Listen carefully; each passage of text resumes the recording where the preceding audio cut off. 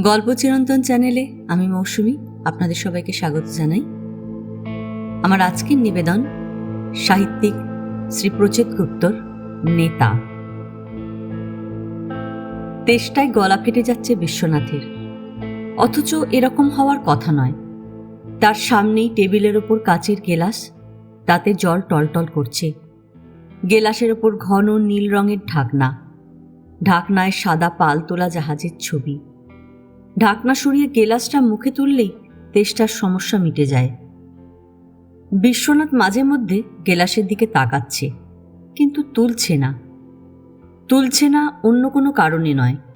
আসলে তার কিছুতেই মনে পড়ছে না ঠিক কি করলে তেষ্টা মেটে।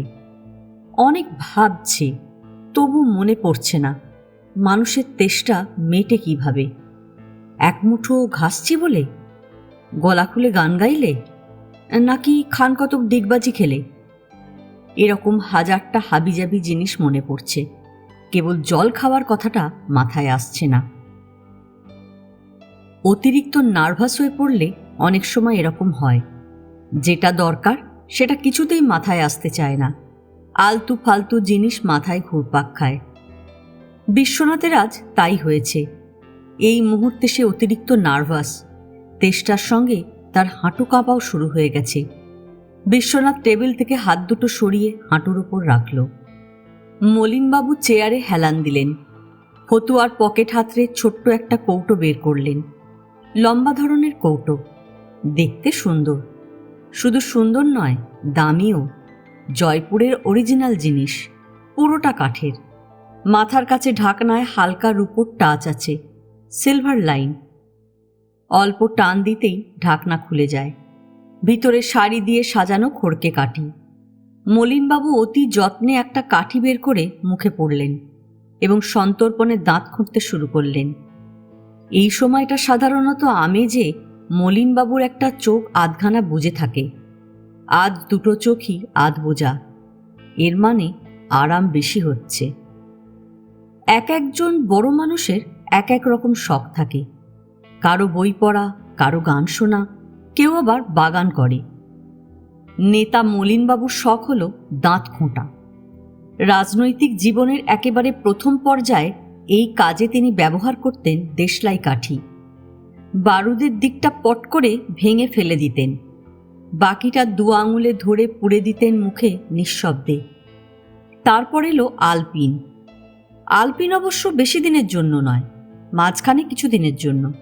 সেটা ছিল খুবই টেনশনের একটা সময়। পার্টিতে তখন নিজেদের মধ্যে মারাত্মক ল্যাঙালেঙি চলছে। একেবারে হার্ড টাইম বলতে যা বোঝায়, যায় অবস্থা। সেই টেনশন পিরিয়ড কাটলে দেখা গেল প্লাস্টিকের টুথপিক। ততক্ষণে পার্টিতে একটা জায়গা হয়ে গেছে। প্লাস্টিকের টুথপিক বেশ পছন্দের ছিল মলিনবাবুর।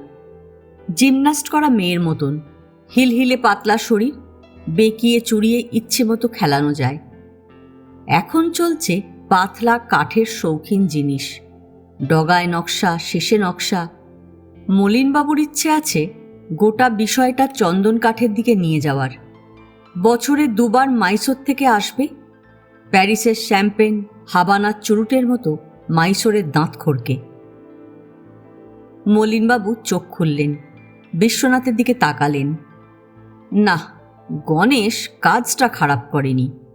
সত্যি লোকটার সঙ্গে তার চেহারার মিল আছে। অল্প মিল নয়, বেশ অনেকটাই মিল। হাইটটা প্রায় সমান, গায়ের রঙও কাছাকাছি কালো। চোখের চাউনিতে মিল না থাকলেও লম্বা নাক আর নাকের পাশে আঁচিলটায় মিল আছে। সাদা পাজামা পাঞ্জাবি আর কালো চশমা পরলে চট করে বোঝা কঠিন। না, গণেশ একটু বাড়াবাড়ি করে ফেলেছে। এতটা মিলের দরকার ছিল না। মলিনবাবু খুশিতে সামান্য হাসলেন, বললেন, কে পারবেন না? বিশ্বনাথ ঢোক গিলল। সামনের মানুষটা কোনো রামশ্যাম মানুষ নয়, নেতা মানুষ। নেতা তার দিকে তাকিয়ে হাসছে, একটু হলেও হাসছে। উত্তরে তারও হাসা উচিত। বিশ্বনাথ হাসল, কিন্তু গলা শুকিয়ে যাওয়ার কারণে সেই হাসি হাসির মতো হলো না। উল্টে মুখে একটা ভয়ের ভাব ফুটে উঠল। বিড়বিড় করে বলল, ভয় করছে স্যার। মলিনবাবু খুশি হলেন। রাজনৈতিক জীবন তাকে শিখিয়েছে উল্টো দিকের মানুষের ভয় থাকা ভালো জিনিস। অ্যাস্ট্রেতে খড়কে কাঠি ফেলে বললেন, ভয়? দূর, ভয় কিসের, আমি আছি না। ভাই, আপনি কি করেন? বিশ্বনাথ একইভাবে বিড়বিড় করে বলল, কিছু করি না স্যার, 2 বছর আগে কারখানা। মলিনবাবু আরও খুশি হলেন। এত বড় একটা মানুষ কিছু করে না মানে খুবই ভালো। কিছু না করা মানুষ সর্বদা একটা অস্থিরতার মধ্যে থাকে। এদের কথা শোনাতে সুবিধে হয়, খরচ কম লাগে। গণেশ কাজটা করেছে চমৎকার। শুধু প্রক্সি দেওয়ার জন্য একই রকম দেখতে লোক ধরে আনেনি, খরচপাতির দিকটাও খেয়াল রেখেছে। ছেলেটা গুণী। মলিনবাবু মুখে চুকচুক আওয়াজ করে বললেন, আহা, এই বাজারে কিছু না করাটা খুবই বিচ্ছিরি ব্যাপার। কি বলবো ভাই, দেশের সমস্যা তো এই একটাই, সব আছে, শুধু করার কিছু নেই। যাক, বাড়িতে কে কে আছে? বিয়ে থা হয়েছে? এতক্ষণ পরে বিশ্বনাথ একটু উৎসাহ পেল। ভালো করে মুখ তুলে বলল, স্যার, স্ত্রী আছে, মেয়ে ফুলি আছে, ভালো নাম ফুলেশ্বরী, ক্লাস 4-এ পড়ছে। মলিনবাবু দুহাত তুলে আড়মোড়া ভাঙলেন। লোকটা শুধু সস্তা নয়, বোকাও। বোকা লোকরাই আগ বাড়িয়ে ছেলে মেয়েদের নাম বলে। চেয়ারটা পিছনে ঠেলে বললেন, গণেশ নিশ্চয় আপনাকে কাজটা বুঝিয়ে দিয়েছে। বিশ্বনাথ চুপ করে রইল। বড় মানুষদের কাছে খানিকক্ষণ বসলে সাহস বাড়ে। তার বাড়ছে না, বরং উল্টো হচ্ছে। একটু আগে হাঁটু কাঁপছিল, এখন মনে হচ্ছে গোটা পাটাই কাঁপছে। বলল, স্যার, আমি বোধহয় পারবো না, আগে কখনো তো এরকম কিছু করিনি। কথাটা বলে বিশ্বনাথ বুঝতে পারল শুধু শরীর নয়, তার গলাও কাঁপছে। মলিনবাবু ভুরু কোঁচকালেন। তিনি জানেন এই সময় কি করা উচিত। এই পারবো না, করবো না অসুখের সহজ ট্রিটমেন্ট আছে। খুব জোরে একটা ধমক দিতে হয়, সেই ধমকে চোপ যেমন থাকবে তেমনি শুয়োরের বাচ্চাও রাখতে হবে। ধমক শেষে মিটিমিটি হেসে বলতে হবে, ভাই, 1 গ্লাস শরবত দিতে বলি, আমের শরবত, খারাপ কিছু না, হোমমেড, খাবেন 1 গ্লাস? কিন্তু এই লোককে ট্রিটমেন্ট দেওয়া ঠিক হবে না। গাধাটা ঘাবড়ে যাবে। তাকে যে কাজটা দেওয়া হচ্ছে সেটা কঠিন এবং গোলমেলে। ঘাবড়ে গেলে সমস্যা হতে পারে। তাছাড়া লোকটা ভয় পেয়ে চলে গেলে মুশকিল।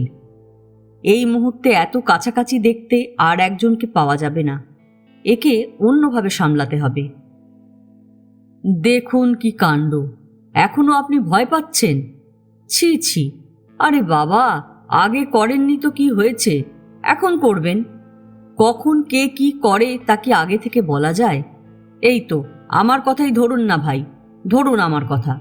কি ছিলাম আর কি হলাম, একটা সময় করতাম ভাঁড় ডিউটি। বিশ্বনাথ জামার হাতা দিয়ে কপালের ঘাম মুছল।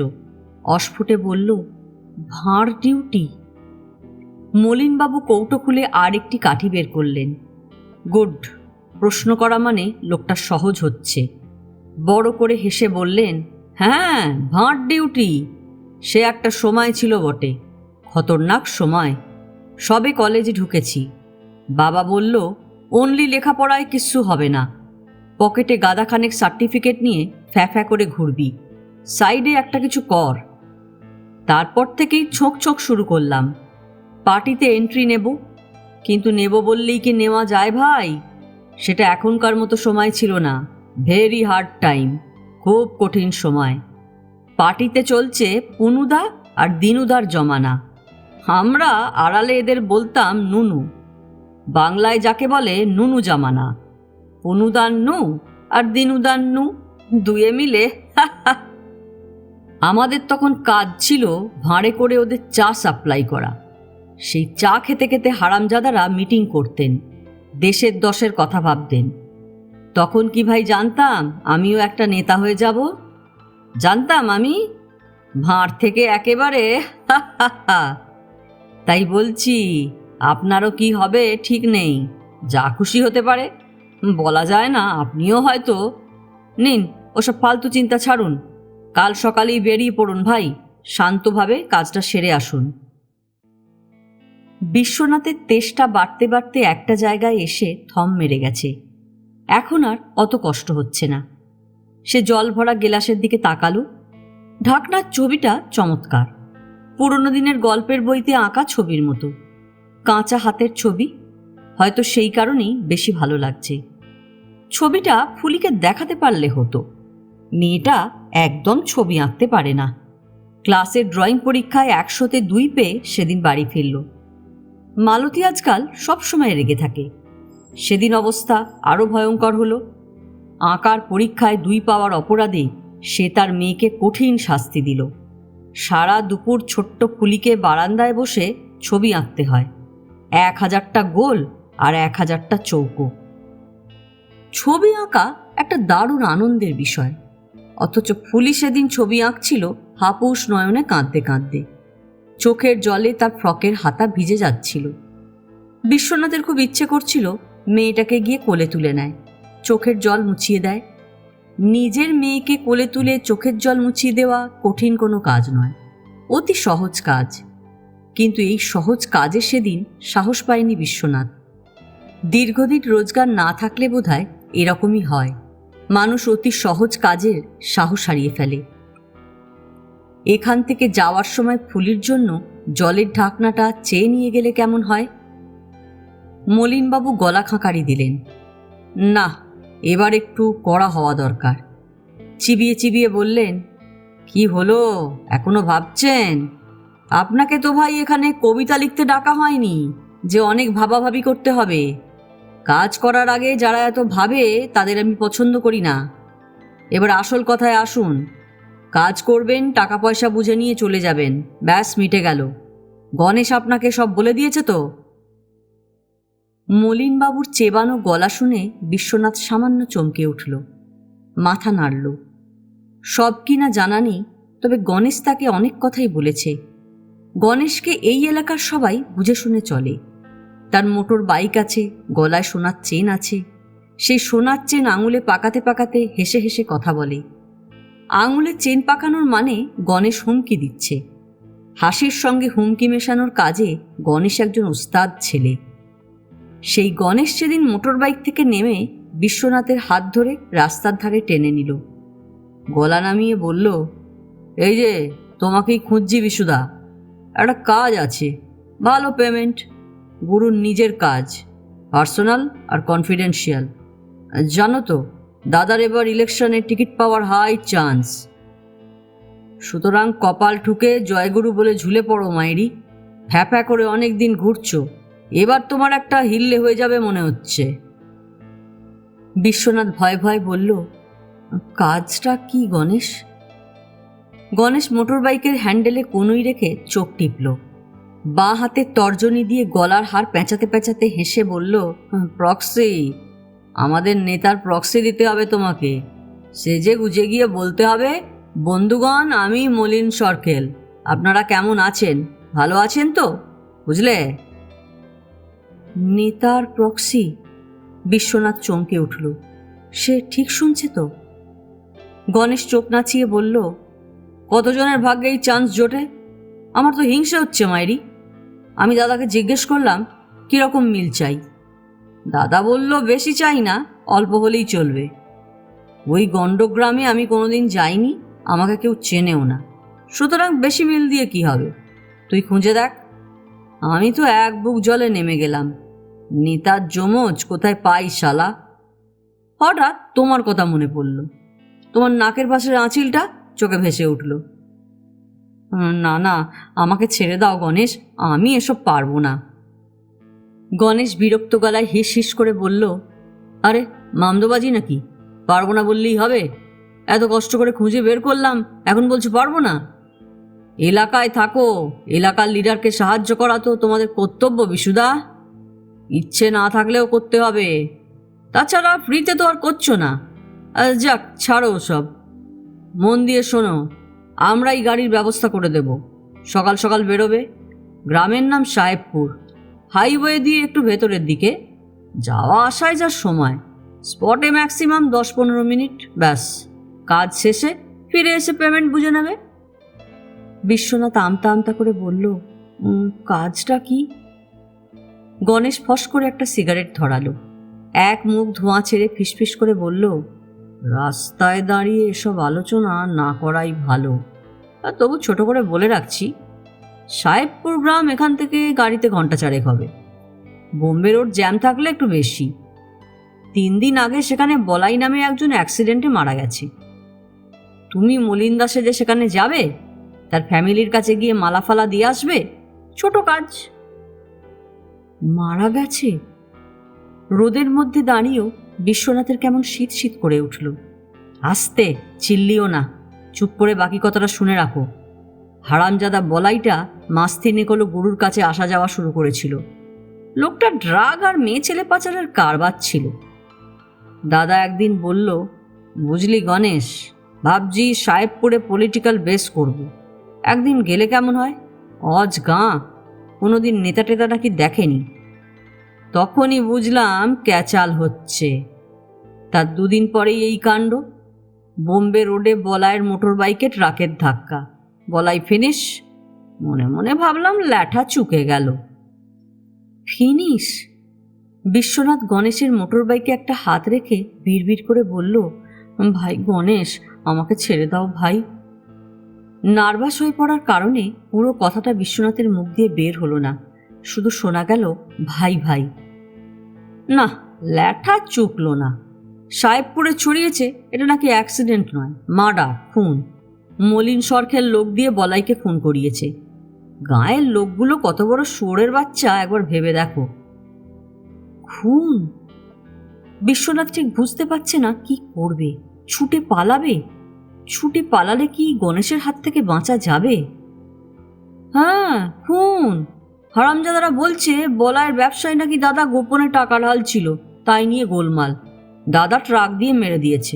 বোঝো মায়েরি, ট্রাক দাদার হতে পারে, কিন্তু সে কি আর ইচ্ছে করে মারবে? আসলে কনস্পিরেসি। দাদা যাতে এবার ইলেকশনের টিকিট না পায় তার জন্য চক্রান্ত। গণেশ একটু থামলো, আর একটা সিগারেট ধরালো, একটা টান দিয়ে ফেলে দিল। বলল, যাক, এখন দাদা বলছে এরকম একটা ক্রুশিয়াল সময় এ ধরনের নোংরা অভিযোগ টিকিয়ে রাখা ঠিক হচ্ছে না। সাহেবপুরে একবার যাওয়া দরকার, নইলে ওখানকার লোকেদের সন্দেহ আরও বাড়বে। এরপর বউটা থানায় ফানায় কমপ্লেন করে দিলে ঝামেলা আছে, পার্টিতে খবর যাবে, ইলেকশনে দাঁড়ানো চৌপাট হয়ে যাবে। তাই আগে থেকে একটা গার্ড দেওয়া আর কি, বুঝলে বিশুদা? এই পর্যন্ত গম্ভীর মুখে বললেও গণেশ এবার হাসল। হেসে বলল, তবে আমরা কোনো রিস্ক নিতে রাজি নই। ফট করে যদি বিক্ষোভ টিক্ষোভ হয়, সাহেবপুরের এই যাওয়াটা কিন্তু আসল লোকের হবে না। তাই যাবে একজন ফলস লোক, নেতা মলিন সরখেলের প্রক্সি। সুতরাং রেডি হও বিশুদা। মলিনবাবু বিরক্ত মুখে উঠে পড়লেন। অনেক হয়েছে, আর নয়। একটা সামান্য কাজে এত সময় নষ্ট করলে চলবে না। সম্বোধন পাল্টে বললেন, যা বলছি মন দিয়ে শুনে নাও বাপু, একবারই বলবো, হাতে সময় নেই। কাল সকালেই তুমি ওই সাহেবপুরে যাচ্ছ। প্রথমে ভেবেছিলাম সঙ্গে গণেশকে দেব, পরে ভেবে দেখলাম দরকার নেই। গাঁয়ের লোকগুলো মূর্খ হয়, ভাববে ভয় পেয়েছে। তুমি একাই যাবে। বাড়িতে কাঁচা পাজামা পাঞ্জাবি আছে? সাদা? ঠিক আছে, রাতে গণেশ তোমাকে পৌঁছে দেবে, মাপটা বলে যাবে।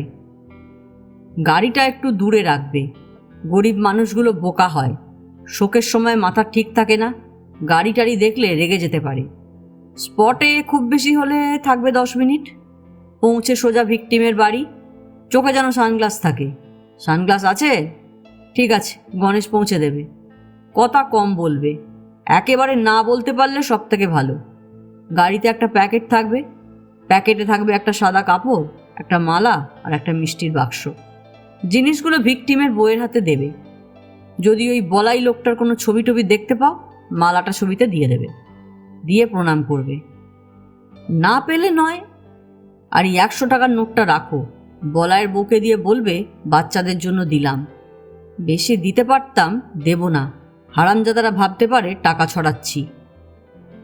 মলিনবাবু চেয়ার ছেড়ে উঠে দাঁড়িয়েছেন।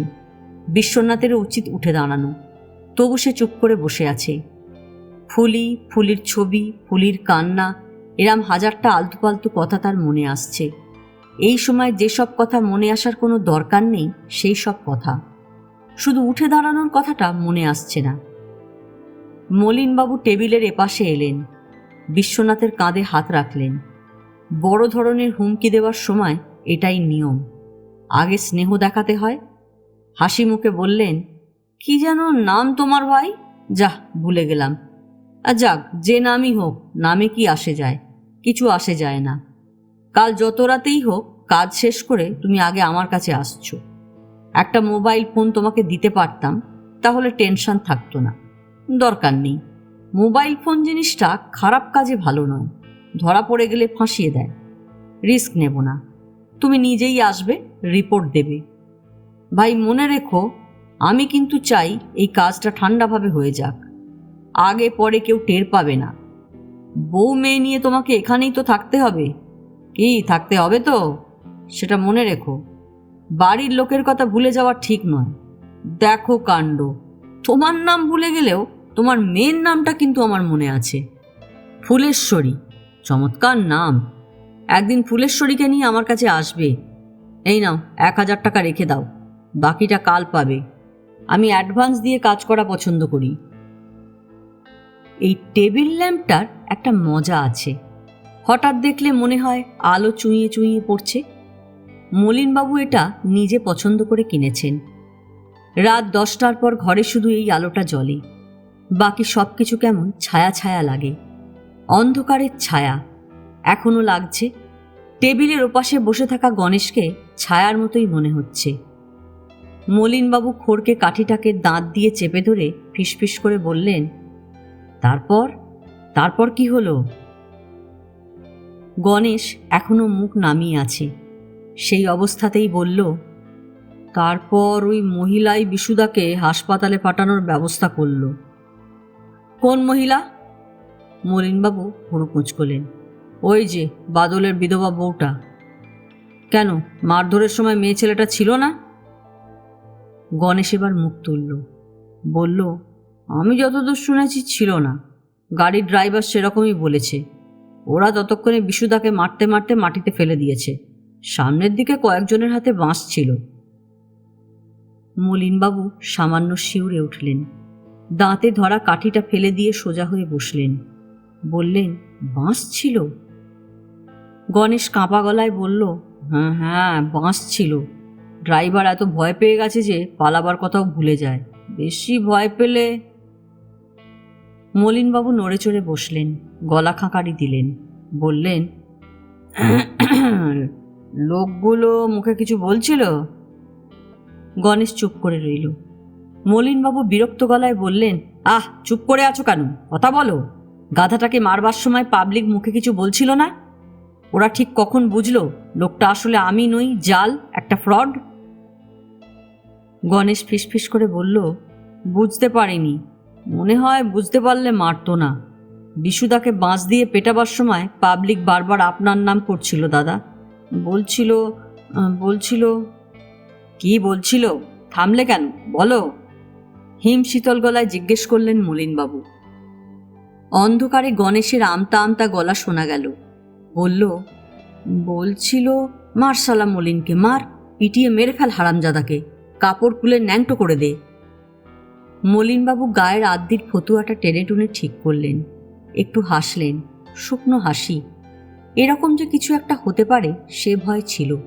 সেই কারণেই সাহেবপুরে নিজে না গিয়ে বানানো লোক পাঠানোর পরিকল্পনা। তবে এতটা হবে ভাবা যায়নি। বড়জোর গাড়ি ঘেরাও করে বিক্ষোভ টিক্ষোভ, গাড়ি ভাঙচুর, তা বলে একেবারে বাঁশ দিয়ে পিটিয়ে মেরে ফেলার চেষ্টা। মলিনবাবু সামনে রাখা গেলাসের নীল ঢাকনা সরিয়ে জলে চুমুক দিলেন। জল বিস্বাদ লাগল। গণেশ চাপা গলায় বলল, আমরা এখন কি করব? গণেশ কি ভয় পেয়েছে? অন্ধকারের এই একটা সুবিধে, মুখ দেখে ভয় সাহস কিছুই আলাদা করা যায় না। সব মুখই একরকম লাগে, ছায়া ছায়া। মলিনবাবু কৌটো খুলে খড়কে কাঠি বের করলেন, মুখে পড়লেন। এখন কি করা উচিত? দুদিকেই বিপদ। ওই বিশ্বনাথ লোকটা যদি হাসপাতালে টসকে যায়, ঘটনা পুলিশ পর্যন্ত গড়াবে। কেন মরল, কে মারল, কোথায় মারল, খুঁজতে খুঁজতে পুলিশ সাহেবপুর পর্যন্ত ছুটবে। আবার যদি না মরে তাহলেও বিপদ, ব্যাটা বেঁচে ফিরে সব বলে দিতে পারে। আর যদি ডাইং স্টেটমেন্টের মতো মারাত্মক কিছু দিয়ে বসে? এই মুহূর্তে আমাদের কিছু করার নেই গণেশ, অপেক্ষা করতে হবে। হাসপাতালে কে কে আছে, তুমি গিয়েছিলে? পাগল, আমি কখনো ওদিকে যাই? অন্য লোক ফিট করে এসেছি, খবর দিচ্ছে। হাতের মোবাইলটা তুলে অন্ধকারেই দেখালো গণেশ। মলিনবাবু চেয়ারটা সামান্য পিছনে ঠেলে বললেন, কি খবর পেলে? বিশুদার বউ আর মেয়ে ওখানে আছে। আর আর গণেশ আর কে বলার আগে মলিনবাবুর মোবাইলটা বেজে উঠল। বিরক্ত মুখে ফোন কানে তুললেও তিনি কথা বললেন নরম গলায়। কে বলছেন? হ্যাঁ হ্যাঁ বলুন ভাই। আরে না না, বিরক্ত হব কেন? খবরের কাগজের সাংবাদিক ফোন করলে কখনো বিরক্ত হতে পারি? এ তো আমাদের পরম সৌভাগ্য। হা হা, বলুন কি জানতে চান? না না, লোকটাকে আমি চিনি না। কি করে চিনব? আমার এলাকায় তো বিশ্বনাথ নামে কত লোক থাকে, ভেরি কমন নেম, তাই না? কি বললেন? আমি সেজে গিয়েছিল? আমি সেজে মানে মলিন সরকেল হয়ে? ইন্টারেস্টিং তো। বলছেন কি? হা হা, নেতা মন্ত্রীর সই জাল হয় শুনেছি, এ তো দেখছি চেহারা জাল হয়েছে। বলেন কি ভাই? অনেকটা আমার মতো দেখতে, হাইট গায়ের রং মিলে যাচ্ছে, মজার ব্যাপার দেখছি। হ্যালো ভাই, আমার একটা উপকার করতে হবে কিন্তু। হাসপাতালের নাম আর বেড নাম্বার জানাতে হবে। আমি কাল একবার যাব। আসল নেতা যাবে নকল নেতার কাছে। হা হা, ফটোগ্রাফার পাঠাতে পারেন? আচ্ছা, গুড নাইট। মোবাইল বন্ধ করে মলিনবাবু চিন্তিত গলায় বললেন, খবর ছড়াতে শুরু করেছে গণেশ, খবর ছড়াতে শুরু করেছে। তাড়াতাড়ি বলো, হাসপাতালে আর কে আছে? পুলিশ কি পৌঁছেছে? না, পুলিশ নয় দাদা, অবাক কাণ্ড শুনলাম, বাদলের বউটাও হাসপাতালে রয়েছে। মেয়ে ছেলেটা খুব ছুটোছুটি করছে, ওষুধ, ডাক্তার, রক্ত। মলিনবাবু নড়ে চড়ে বসলেন, বললেন, বাদলের বউ? তুমি ঠিক বলছো? ভুল হচ্ছে না তো গণেশ? আমার সোর্স তাই বলছে দাদা, ওর ভুল হবে না। মলিনবাবু উঠে দাঁড়ালেন, কয়েক মুহূর্ত তাকিয়ে রইলেন চুঁইয়ে পড়া আলোর দিকে। শান্ত গলায় বললেন, গণেশ, আমার ধারণা কাল সকালের আগেই পুলিশ চলে আসবে। তোমার ওই গাধাটা যদি হাসপাতালে আজ রাতেই মারা যায়, তাহলে একটা নয়, একসঙ্গে দুটো মার্ডার চার্জে জড়িয়ে পড়ছি আমি। আজ রাতেই এখান থেকে চলে যাওয়া দরকার, এখনই। তুমিও যাবে আমার সঙ্গে। পুরোটা যাবে না, একটা পার্টের পর আলাদা হয়ে যাবে। চট করে বাড়ি থেকে কয়েকটা কাপড় জামা নিয়ে এসো। আসবার সময় একটা ট্যাক্সি নিয়ে আসবে, ওটাতেই আমরা স্টেশন পর্যন্ত যাব। আমি ততক্ষণে রেডি হয়ে নিচ্ছি। এতটা বলে মলিনবাবু একটু থামলেন, লম্বা একটা শ্বাস টেনে বললেন, সেদিন ট্রাকটা কে চালাচ্ছিল মনে আছে গণেশ? হামিদ না? হামিদই তো। তাকে কি সরানো গেছে? গণেশ উঠে দাঁড়িয়েছে, কাঁপা গলায় বলল, হ্যাঁ গেছে, হামিদ এখন মুম্বাইতে। মলিনবাবু হাতের কবজি উল্টে ঘড়ি দেখলেন, গলা নামিয়ে বললেন, গুড। ওকে ধরতে পুলিশের সময় লাগবে, তুমি দেরি করো না। আশা করি আজ রাতের মধ্যে লোকটার কিছু হবে না। তোমার কি মনে হয়? গণেশ অস্ফুটে বলল, আমার কিছু মনে হয় না। গণেশ কি একটু বেশি দেরি করছে? মনে হচ্ছে করছে।